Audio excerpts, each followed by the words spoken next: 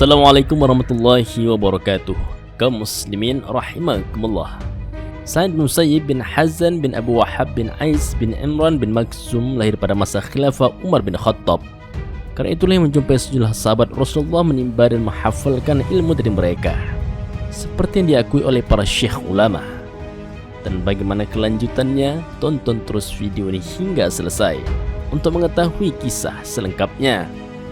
Sahabi mulia Abdullah bin Umar berkata, Sa'id adalah salah satu orang yang bertakwa.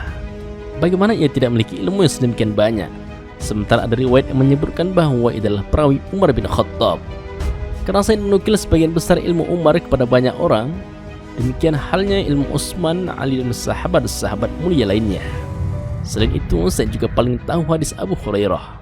Siapapun tahu bahwa Abu Hurairah, Abdurrahman bin Syakhir At-Tusi banyak meriwayatkan hadis Rasulullah. Kedekatan Sa'id dengan Abu Hurairah bukan hanya kedekatan seorang murid dengan guru semata, tapi keduanya juga memiliki hubungan nasab dengan pernikahan. Karena Sa'id menikahi putri Abu Hurairah, sehingga semakin mempererat hubungan di antara keduanya, semakin memperbanyak ilmu dan meluap, dan kebaikan yang melimpah bagi Sa'id. Sa'id bin Musayyib juga pernah menolak pinangan anak Khalifah Abdul Malik bin Marwan, yang mana beliau juga termasuk khalifah yang faqih, alim dan ahli hadis.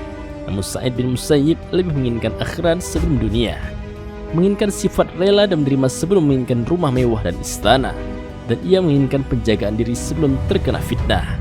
Dan akhirnya Sa'id menikahkan putrinya dengan salah seorang lelaki yang biasa hadir di khalaqahnya di masjid, seorang penuntut ilmu, dan dengan mahar hanya 2 dirham.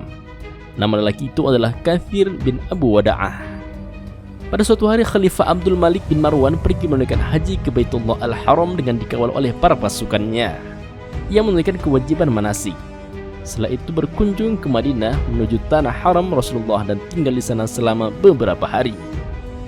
Suatu hari ia bangun dari tidur siang lalu memanggil salah seorang pengawal dan menyuruhnya untuk pergi ke masjid untuk mencari seorang ulama yang ingin duduk dan berbincang dengannya. Pengawal khalifah pergi ke masjid seperti yang diperintahkan tuannya. Lalu ia hanya menemukan satu khalaqah. Di tengah-tengahnya ada seorang syekh yang tengah berbicara, sementara yang lain diam mendengar penuturannya dengan tenang dan berwibawa. Si pengawal menunjukkan tangan ke arah syekh, tapi syekh tidak memperdulikannya. Sepertinya tidak penting baginya.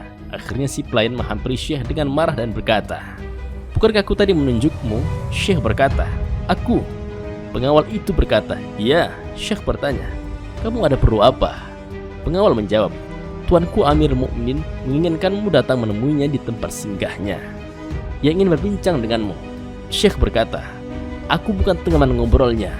Si pengawal kemudian berkata, "Tapi ia menginginkan seseorang untuk diajak mengobrol." Syekh berkata, "Siapa mencari pelihara sesuatu keperluan, dia harus mendatangi tempat keperluan itu. Tempat khalaqah ini memang masih lapang jika memang ia mau datang kemari. Ilmu itu tidak mendatangi, tapi didatangi." Akhirnya si pengawal kembali kepada tuannya dengan tangan hampa. Ketika Khalifah Abdul Malik bertanya kepadanya tentang tugasnya, ia memberitahukan kepadanya apa yang terjadi. Ia menuturkan kepada Khalifah tentang sifat dan tutur kata syekh tersebut, dan bagaimana orang-orang mendengar kata-katanya dengan tenang. Khalifah kemudian bertanya kepada si pengawal, "Apakah syekh tersebut buta sebelah matanya?" Si pengawal menjawab, "Ya, Amirul Mukminin." Akhirnya Abdul Malik menepuk tangan dan berkata, "Dia itu Sa'id bin Musayyib. Andai saja engkau tidak datang kepadanya dan berbicara kepadanya." Pada masa pembaiatan Khalifah Walid bin Abdul Malik, itu anak Khalifah Abdul Malik bin Marwan, Sa'id bin Musayyib pernah menolak pembaiatan Khalifah Walid karena Khalifah Abdul Malik bin Marwan masih hidup. Sa'id juga dipaksa oleh Hisham bin Ismail yang ketika itu menjabat wali kota Madinah, yang justru semakin membuat Sa'id menolak dan enggan. Lantas Hisham mencambuk Sa'id sebanyak 60 kali dan diarak di atas unta ke seluruh penjuru Madinah dan di hadapan khalayak ramai. Meski demikian, Sa'id tetap tidak tunduk meski ia sudah tua dan lemah. Pelakon wali kota Madinah Hisham kian kasta terhadap Sa'id karena menolak dan mendurhakai perintah khalifah. Kemudian Sa'id dibawa ke Taniyah Zubab untuk mereka penggal kepalanya. Namun Hisham berubah pikiran dan ingin menghentikan niatnya. Kemudian ia memberitahu khalifah perihal Sa'id. Akhirnya Sa'id dikembalikan ke Madinah dan dipenjara. Dan Hisham pun mengirim surat ke khalifah di Damaskus pada pelanggaran Sa'id bin Musayyib. Kemudian Khalifah Abdul Malik menjawab surat kepada wali kota Madinah untuk dibebaskan dari penjara. Sa'id lebih patut disambung tali kekerabatannya daripada apa yang engkau lakukan perlakuan padanya. Dan Sa'id pun dapat kembali mengisi kholaqohnya di masjid yang orang-orang semakin antusias berdatangan menimba ilmu dan akhlaknya. Kemudian pada tahun 94 Hijriah, Sa'id wafat dalam usia 75 tahun. Ia wafat di Madinah dan dimakamkan di sana. Jenazahnya juga dihadiri banyak orang. Semoga Allah meridhai Sa'id bin Musayyib, fakihnya para fuqaha, pemimpin para tabi'in, imam orang-orang bertakwa dan alim pada masanya tanpa ada yang memperdebatkannya.